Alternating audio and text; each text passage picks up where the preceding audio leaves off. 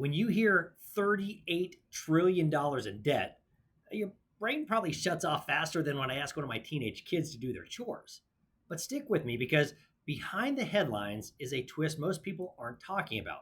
All right, let's roll the buffer, and I'm going to show you the unexpected good news.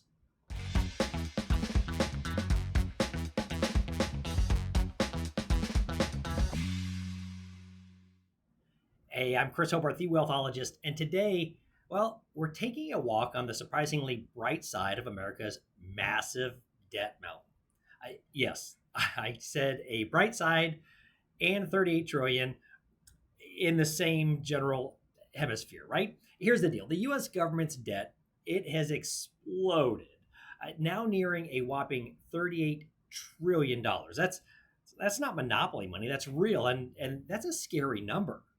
But despite all that, there's actually some progress happening in the budget deficit. And most people, I think they're actually missing it. All right, I want to start with the basics. The federal deficit this past fiscal year, that's fiscal year 2025, was $1.809 trillion. Now, it's still a terrifying number. But here's where it gets a little bit interesting.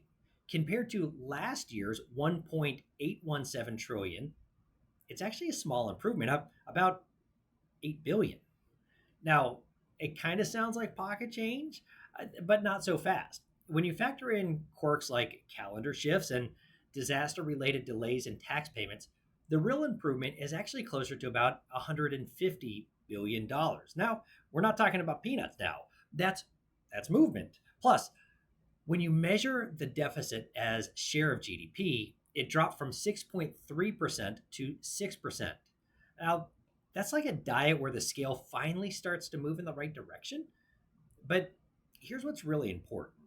Social Security, Medicare, and Medicaid costs rose as expected. Interest on debt went up $80 billion.